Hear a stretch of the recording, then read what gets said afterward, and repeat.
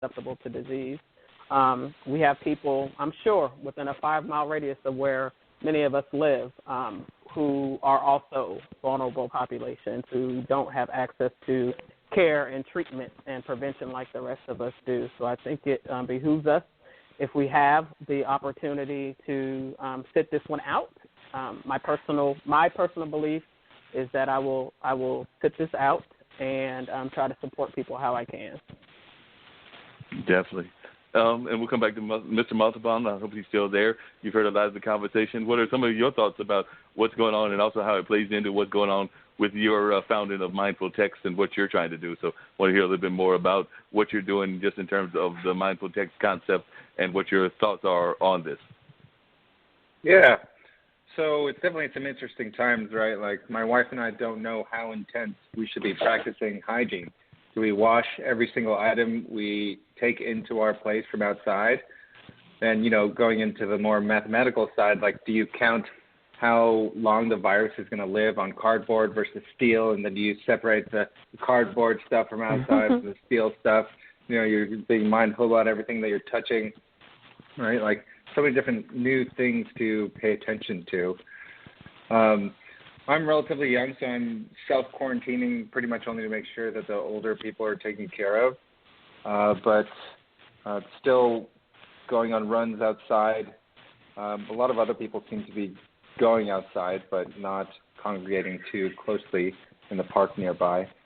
So everything else seems good. But yeah, in terms of what we're doing, we're in one specific sense, we are helping people get in tune with themselves and get at least used to the isolation that is happening right now for the time being, right? Like what can you do with all this time in such a small space? Well, practicing meditation and mindfulness is one of the perfect times to do so right now. And there are so many benefits that somebody can get from practicing meditation. And through my research, one of the biggest reasons why meditation is so hard is because of this concept called thought management. When you sit down and start to do introspective exercises, a lot of us have heard about this concept of monkey mind. When we sit down and try and get to know ourselves, essentially, we start thinking about the past, we start thinking about a conversation. We're trained to just keep thinking and thinking and thinking. And with mindfulness and meditation, you really train yourself to be calm. And, using this skill, it will help you in all sorts of different stresses. And especially during this time when there's just so much going on, there's so much uncertainty, the practice of mindfulness and meditation can help everyone not get used to what is going on, but just be okay and, just practice being calm, which will spread to everyone around them as well, because we know that negativity begets negativity, and when more people are acting calm, it will spread throughout more people as well.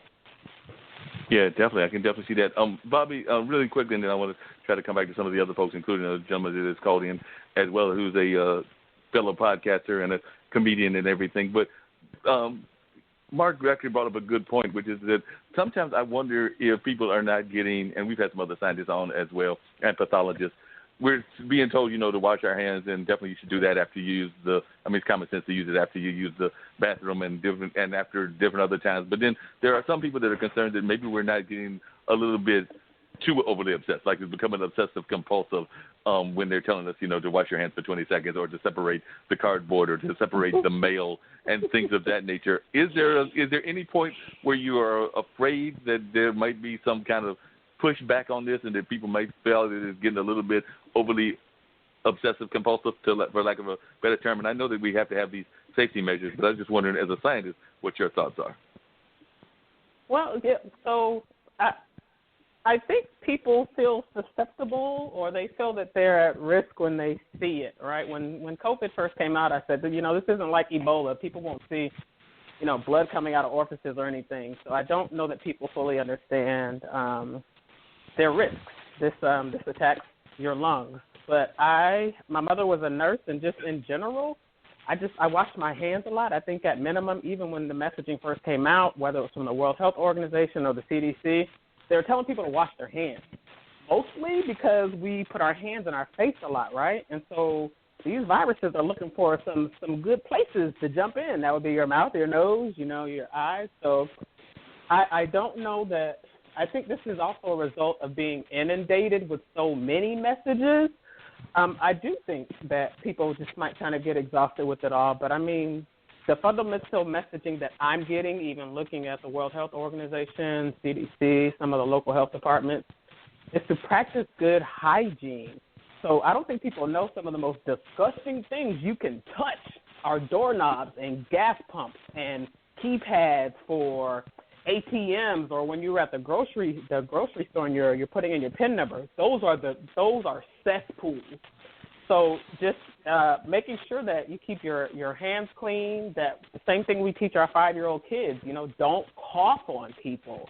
Basic hygiene. And another piece of that is that they're still learning about this virus, which is why I said I'm not playing hokey pokey out here. But I hope that people can limit the information. It is a lot. I have to pull back on a lot of information, but basic hygiene. Keep your hands clean. Keep your hands out of your mouth and your nose. And for surfaces, I do think folks can go overboard, but I can't tell who can tell someone to not be safe. You know what I mean? So if folks want to bleach down their whole house, I mean, go for it. I personally am not, but I think people just need to balance the information they're getting and just understand basic transmission. No one's expected to be an expert, but just practice basic hygiene to keep your body clean and others' bodies clean. Yeah, that's one of the first things that when the virus first came out that my co-host Dean was talking about. He was talking about that a lot of it just seemed to be common sense. Dean, if you want to jump in and put it, I don't want to paraphrase you wrong and everything, but I know that your basic thing, Dean, was that it should just be common sense kind of stuff that we should be doing anyway, like washing your hands after you've been to the bathroom or, doing things like after the dishes, washing those dishes and very basic kind of things. Is that the basic message that you were trying to give our fellow listeners, Dean? Like I said, I don't want to put words in your mouth. Pretty much. I mean, we learned the lessons years ago about, not getting too close to people, and over time that space has gotten closer and closer and closer till some people are comfortable standing almost nose to nose trying to have a conversation with you. And it's like, I need you to step back.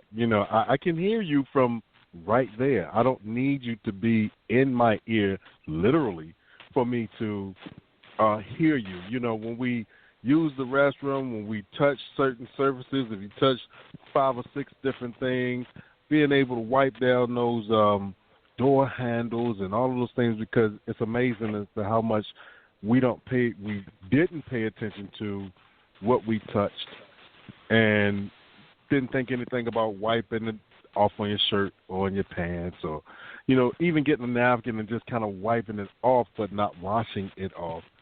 So now we have a pandemic here where we don't know where it came from. We don't know how long it's going to stay, and we have no clue of where it's going to go, whether it's going to go away or whether it's going to progress. So we start looking at a lot of things and paying attention to some of those things that we were taught growing up, just basic hygiene. Yep, exactly.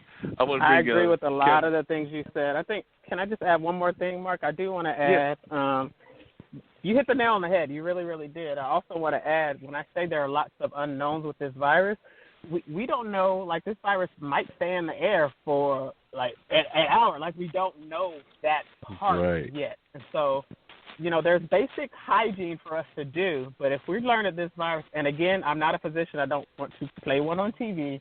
But if this virus is sitting in the air for an hour, then we probably don't need people walking around or in closed spaces, or for people who live in areas where they don't have the privilege or luxury of not being piled on top of each other in a building.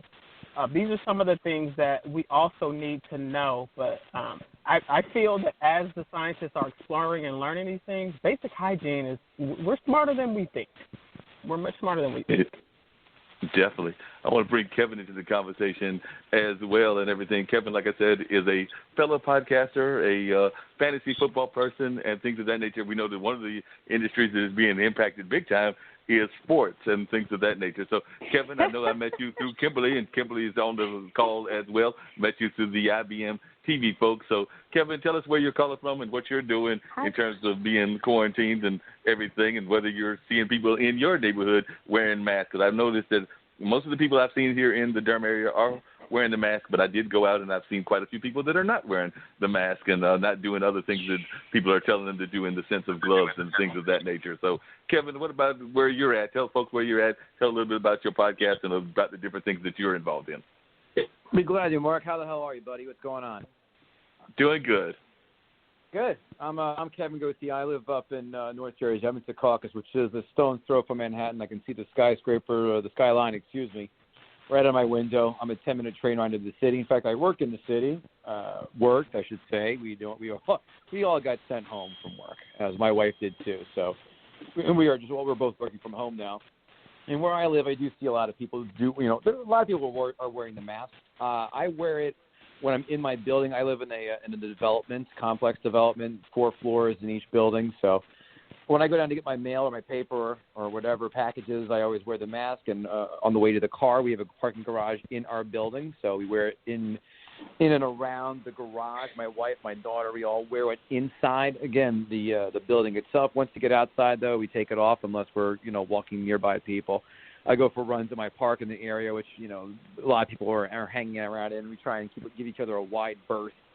And if it's unable to do so, I have my mask around my neck at all times. But when I'm running, I'll just throw it right back on while I pass them, and give about 5 Mississippi before I pull it back down and not have the mask on. So yeah, people are pretty good around here for that. I think everyone's trying to be very mindful as much as possible. Yeah, it does seem like people are trying to be mindful in that area. Just so folks that are listening, and we do like to share not just our own podcast, but share other people and what they're doing. So tell a little bit about the podcast that you're doing. Like I said, I know that part of it involves your comedy because you are a comedian, but it also involves sports because you're a big fan. We've talked about that on the show on the IBM TV that you're a big sports fan. We both learned a little bit about cricket because I'm not going to lie, I knew nothing about cricket until Kim brought her producer on that tried to give us a quick education on cricket. Yeah, I have several. The sports one you mentioned, this fantasy football jibber jabber, that takes fantasy football and NFL gambling and combines into one show. That's always in the fall, when football season's on. So right now it's not on, obviously. But the podcast, my main one right now, which is evergreen. It's called Gutting the Sacred Cow. And what it is if you're a fan of films, if you're a fan of stand-up comics, talking about films, that's our show. And here's the difference between us and every other movie podcast. What we do is this. We invite guests on the podcast, and they pick a film that they hate or find overrated. Now, here's where – and their job is to convince us to see their argument. Now, here's the difference. The film they choose has to meet one of 3 criteria. It has to be a financial success or widely beloved or critically acclaimed. Because anyone can go out there and make fun of Friday the 13th Part 6. That's a no-brainer. But it's going to take real skill to come in and knock down something along the lines of, Back to the Future or Goodfellas or, I don't know, Avengers. Something that's been really loved and regaled. It's going to take skill to do that. So it's Gutting the Sacred Cow. We're on YouTube, and we're on all the podcast platforms you can imagine. iTunes, Spotify, iHeartRadio, Google, all of them. But we're going to have fun with this because I've got a filmmaker on the line. So, Seneca, you studied filmmaking. So, Seneca, I need you to give him a film that you would take down because it's not as great as people think that it is. So, Seneca, you're a filmmaker. You've done filmmaking for a while. So, I'm going to put you on the spot. So, Seneca, as a filmmaker, what's a film that you would take down because it's overrated? Good Will Hunting. Yeah, let's start there. Yeah, Good Will Hunting. Where do we begin? Yeah. You do not like Good Will Hunting. Did I hear that right? Yeah, Good Will Hunting. He does not like Good Will Hunting. So how would you battle him? He does not like Good Will Hunting. So basically, you agree with me. Okay, good.